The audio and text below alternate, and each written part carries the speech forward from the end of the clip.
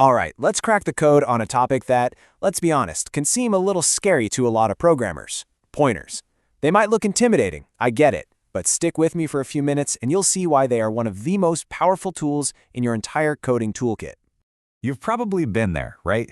You're looking at some C or C++ code, you see these little star and ampersand symbols, and you just kind of think, okay, that's some next level stuff right there.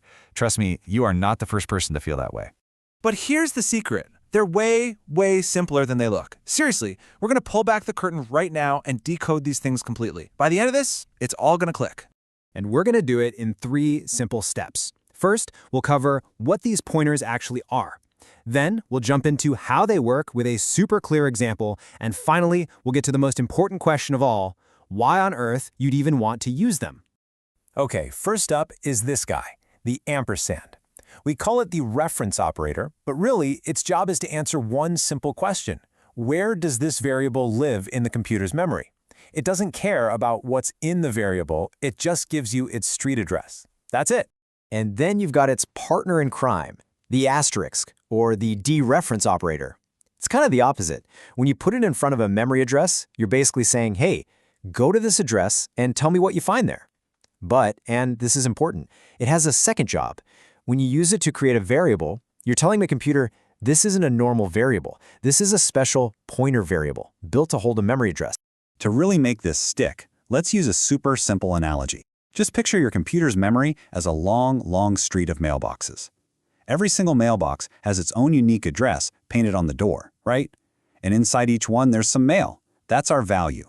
And this is what that looks like. When we write a line of code like int I equals 10, all the computer does is grab an empty mailbox, stick the number 10 inside of it, and take note of that mailbox's unique address so it can find it later. See? Address and value, 2 different things. All right, enough theory. Let's see how this all plays out in an actual piece of code.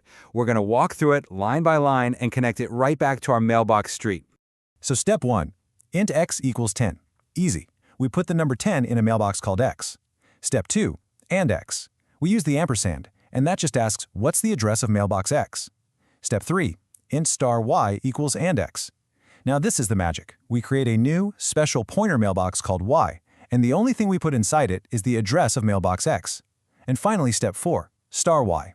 We use the asterisk to say, look at the address inside y, go to that mailbox and give me the value. And here's what it all spits out. If you print x, you get its value, 10. No surprise there.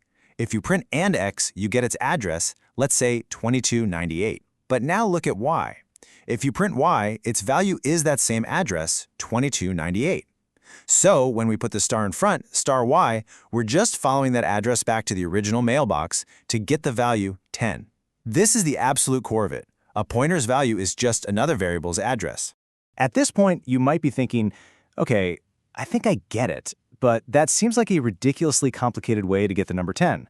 What is the point of all this? And you know what? That is the perfect question. Why would we ever go through this trouble? Well, here is the answer. The real payoff, the true power of pointers, all comes down to one thing: memory efficiency. Especially on devices where memory is tight, like on a microcontroller, every single byte matters. Pointers are how you make your code leaner, meaner, and faster by not copying data around when you don't have to.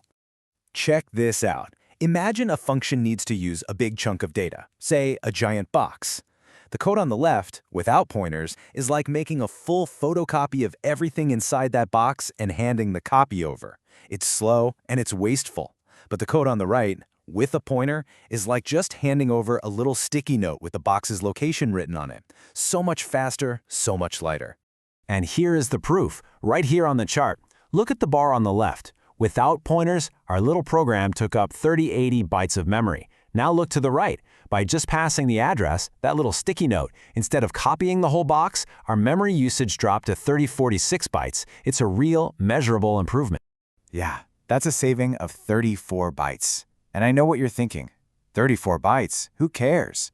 But in a really complex program, these little savings happen thousands, maybe millions of times. They all add up. That efficiency is the difference between an app that feels snappy and one that stutters and crashes. This is how you write professional-grade optimized code. So if you only take one thing away from this, let it be this. It is always, always cheaper to pass someone a map to the treasure than it is to dig up the entire treasure chest and haul it over to them. Pointers are the map. So the next time you see that little star or ampersand, don't think complicated. Think efficient. It's just a way to work smarter, not harder, with your device's memory. And honestly, understanding that is a huge step in separating the good code from the truly great code.